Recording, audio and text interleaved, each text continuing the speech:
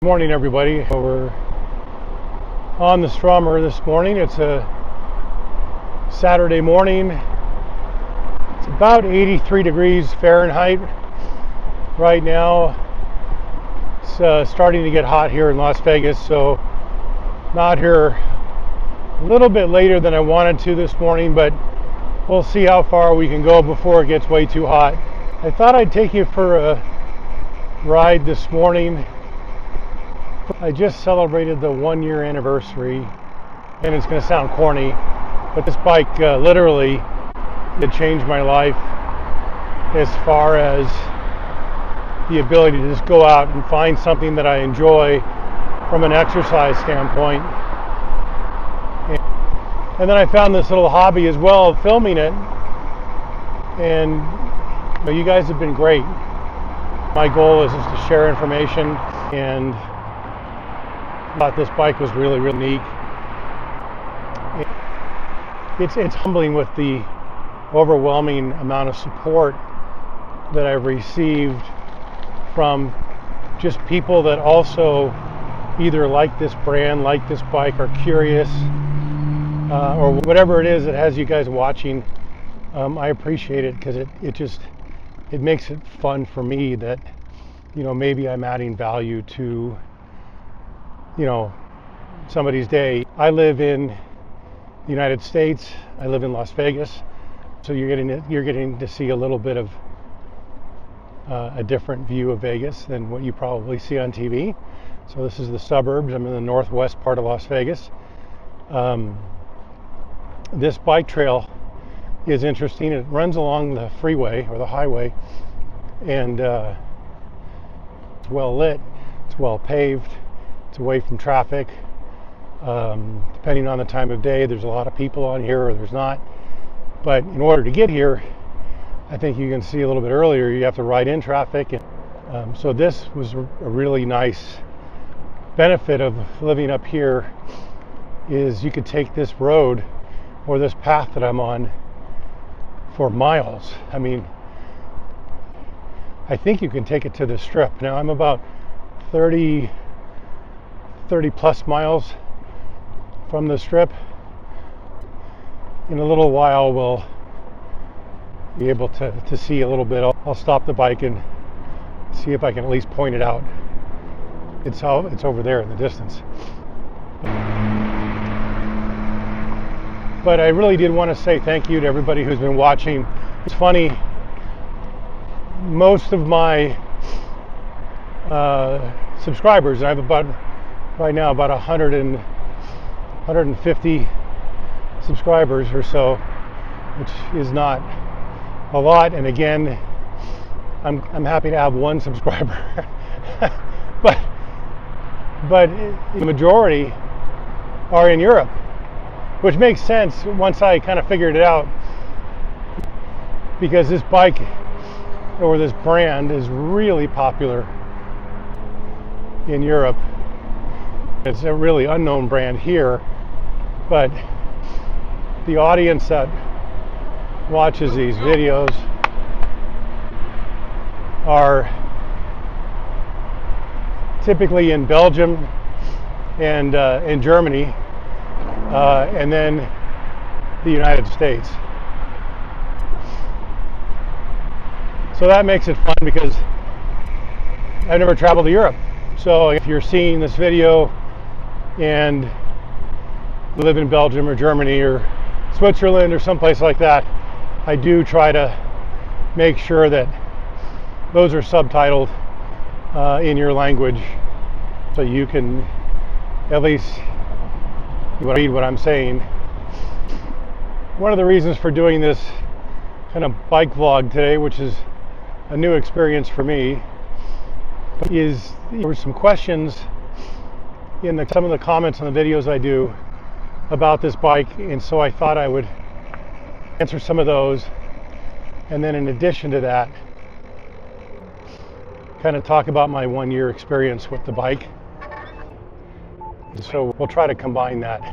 I don't have a script. I'm just kind of going kind of off the top here, and we'll see how we do. So there might be some edits, or might be some splices. So let's get started a little bit. So the first question, or the first comment that I received on one of my bike videos is, it's a nice bike, but it's way too expensive. And I get that it's expensive. You know, there are lots of e-bikes out there. I've never owned an e-bike before. I'm not a cyclist. And the thing I would say about cost is everybody's got a price point, right? And everybody's got a range that they're willing to spend things. And the first thing is just because it's expensive doesn't make it better. On the flip side, you do get more features the more money you spend on a bike. And given that my perspective was I didn't like to exercise, I needed to exercise, I needed to make a lifestyle change, I wanted something fun that would get me moving. The reason why I chose this bike is because I'm kind of taking it easy today because I'm trying to talk and there's a lot of wind noise, but you have to pedal this bike. There's no throttle to it. You have to move your ass. And where a lot of e-bikes, especially in the United States, that are even class 3, have a throttle, and then you can unlock them and you can push the throttle and you can go 40 miles an hour, 50 miles an hour. And I didn't want that, because the moment you have one of those throttles, the moment you're going to use it. And so for me, I didn't want the temptation of doing that.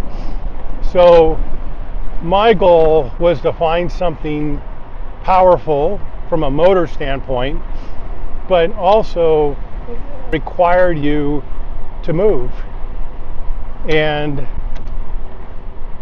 that to me is great, because I can get my heart rate up to 125, 135 on a ride and have a great time doing it, and you feel tired and you feel like you worked out. And to be honest with you, I started this bike journey and I was 245 pounds.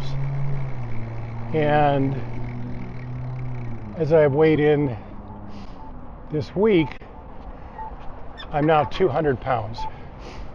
So I have more to go, but this bike has really helped me on a consistent plan where if it's not raining out, or if it's not 1,000 degrees out, I ride every day. And some days I ride 8 miles, 9 miles. Some days I ride, we're going to try to go maybe on a 17-mile ride today. By the way, off to the left here, that's the strip, and I'll zoom in on that.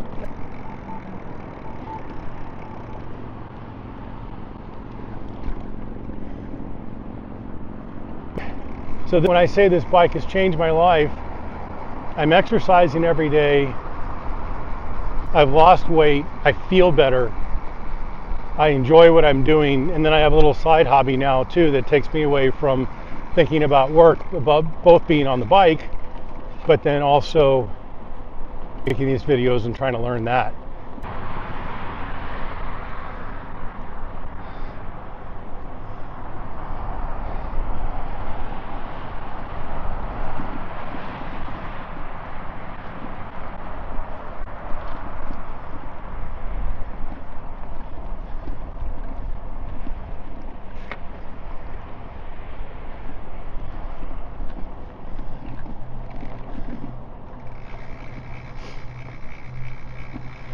So let's talk about the ownership experience. I've had, again, a great time owning this bike. Is it perfect? No. But you also have to realize that this is a machine. And with any machines or anything mechanical, there's going to be things that you have to do, or sometimes there's mechanical issues. You know, I used to work for the airlines for many years, and stuff breaks. It doesn't make it bad, but parts fail, things happen, and it's unfortunate. Some things are minor, like last weekend, my front tire completely blew out, like the inner tube, and I carry a electric tire pump in the back, and yeah, that didn't do anything because the hole was right around the valve stem, and it was a pretty significant hole, so the tube wasn't holding air at all. But I had to push the bike home 5 miles, and the temperature here gets pretty hot pretty quick, so that was a pain in the ass. That was a long day. Good thing I had water. So that was the most minor thing, and then more major, and I talked about it in my last video, there was kind of a known problem on the bike, or at least it became a known problem on the bike, where the pinion controller failed, or was failing on these bikes, and so pinion was extremely responsive in getting those back, or getting that part out. But they were kind of scrambling too to try to figure out what the problem was and fix it. And then they had a little bit of a manufacturing problem, I guess, and so, but that became an issue. And then the second piece that was a little bit more major was, after all that was resolved, the pinion itself somehow malfunctioned, and so it wasn't the controller, it was the unit itself somehow. So pinion was great. I want to say within 1 or 2 days, had a brand new unit out to me, and there's now a Stromer bike shop in town. It's about, I don't know, 20 minutes away from here. So they were new to this. They never had done one, but they got help, and they did a great job. And I was back on the road, and there's really been no problems. But these aren't big deal items. Like, the bike rides completely silent, the motor's silent, the bike, like I said in the other video, is built like a brick. I mean, it is just solid, you know, especially pushing it. I realized how solid it was, but the bike has been super other than those couple issues, which, again, that stuff's going to happen. It happens with cars, happens with planes, happens with boats. This is a very complex machine, and I know I'm going to jump all over topics because I haven't scripted any of this, but this goes back to, I think, the mindset in the United States versus in Europe on either this brand or bikes like this, where these are considered vehicles, and they're looked at differently in Europe than they are in the United States. In the United States, we look at bicycling as a hobby or as fitness, and that's it. And when I say hobby, I mean you go out on the weekends, you ride with your kids, you maybe take a ride like I'm doing today, and that's it. Or, as you see some of the people that we've passed, you know, they're all spandexed up, which I'm not hating on the spandex riders, but they're really into it as a fitness hobby. They work out, and then that's about it. Rarely, I would say a small percentage, and it probably changes depending on where you are or where you live. But I would say a small percentage of riders, unless you live in a bigger city like New York, or you live very close to work, will commute as their primary mode of transportation. And in Europe, that's different. The people that are buying these bikes are also buying them because it's a second mode of transportation. It's an alternative to a second car, which was completely bizarre to me. And so the reason why I bring that up is because that's a different mindset, and then the price of these bikes becomes a little bit more, I guess, understandable, because it's not a hobby, it's not a weekend warrior, it's a car replacement. And I know that's what Stromer's trying to be, and I think in Europe they have a really good argument for that. In the United States, we don't give a shit. That's the problem. And I could absolutely, the infrastructure was here, I can absolutely see that changing if we had the right type of infrastructure, where it was easy to not, if it was easy to get to work or get to where you're going, and not worry about killing yourself, getting in a car accident. So I think that's the difference. And so when people comment on the videos about, oh my God, this bike's so expensive, you can get a better bike for $2,000 that will go 50 miles an hour. Yeah, you can. I'm sure you can. But that's not what this bike is trying to be. That's the difference in mindset. Just like this guy here, he's got a bike that's fully just for exercise, and that's great. Me, I don't want to. I'm in the middle there, right? I want to get out and do something, but morning.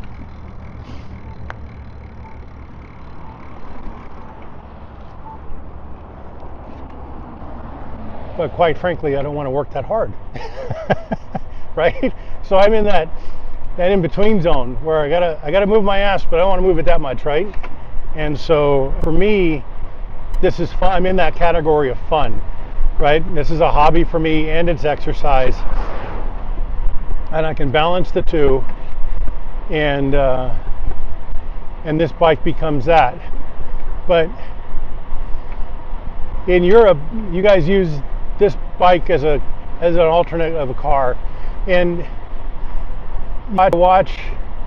I don't understand it necessarily, although they started putting subtitles on. Bikes and Care, I think they're out of either Germany or Switzerland, and they're a Stromer dealer, and it would be like going to a car shop. I mean, they repair these bikes, they fix these bikes. These bikes have tons of miles on them, and you see all the mud and debris, and these people use their bikes no matter the weather and no matter the road condition, where if it's too windy out, I won't go, right? This bike has never seen water other than that puddle we just drove through. And so that's the difference in mindset. And so the quality of components then become the matter. The battery, the range, everything, how the bike is built becomes to matter at that point, because you need it to function more like a car in a primary mode of transportation than a hobby. And I think that's where bikes like Stromer and Mueller, for example, some of these high-end bikes, are maybe having a harder time in the United States, because we just don't look at things that way.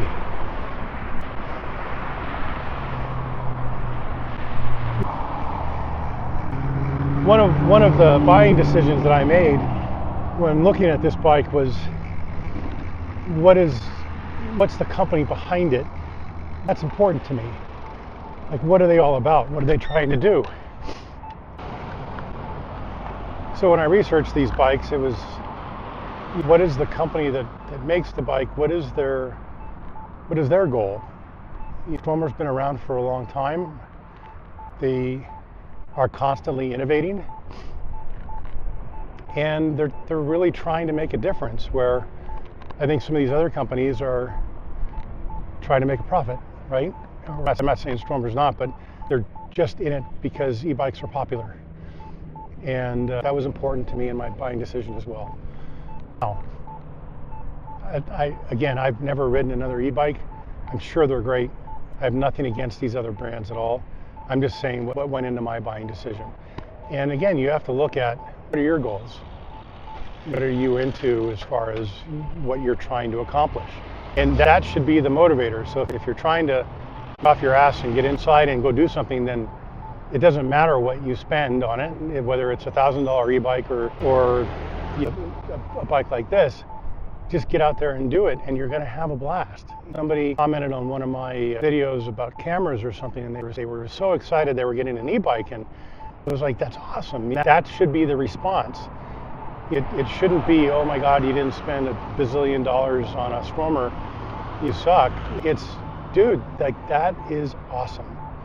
It's really just about finding out what you like to do and then go do it.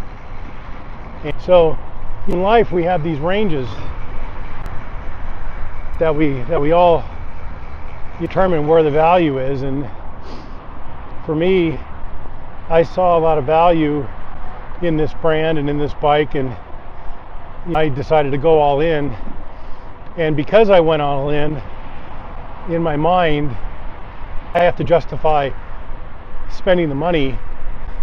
So I could either buy a gym membership, and here that's about $300 a month, or buy a bike, and as long as I get on the damn thing on a regular basis, then the ROI becomes a lot more favorable.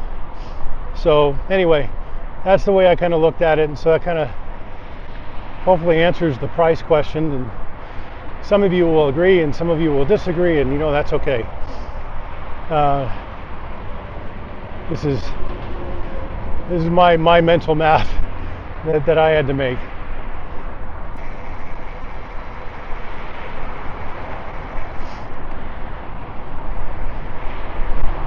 So let's talk about some of the changes I made to the bike, which you can watch my accessories video, which again I don't understand, but over 10,000 people watched that video, and that's the one I probably get the most comments on.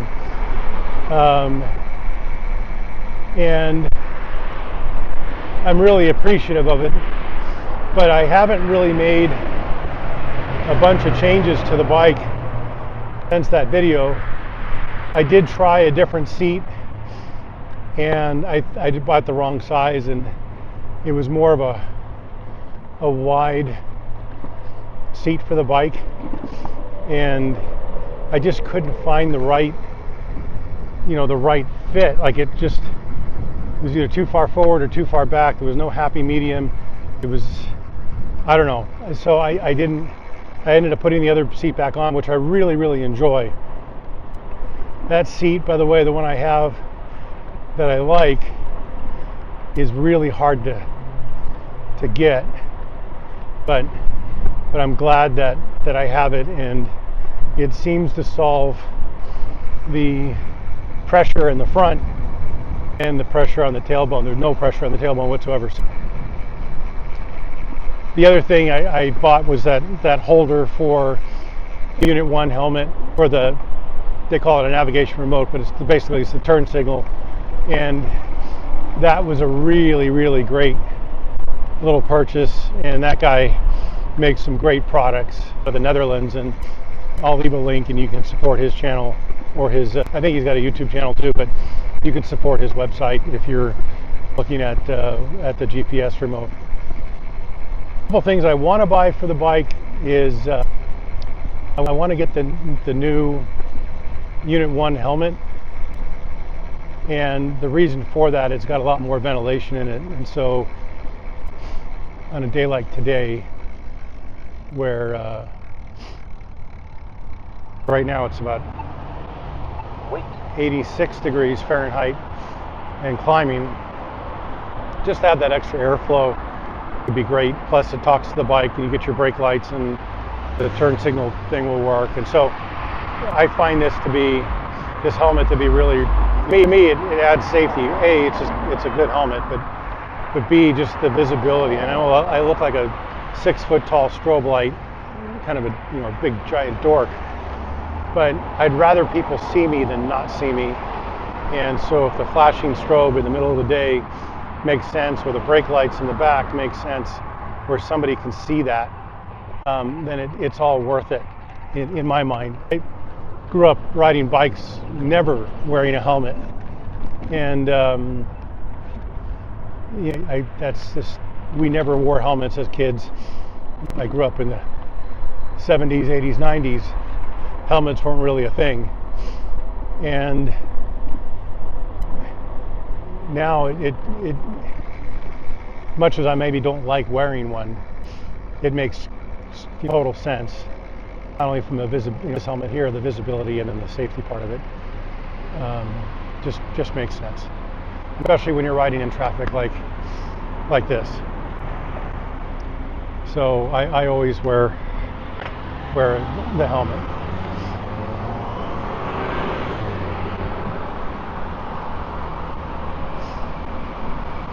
The other thing that I've changed, because now I've been trying to record some of these rides, is camera gear and equipment. So I know I did a video, I'll probably do another one of some of the changes I made, but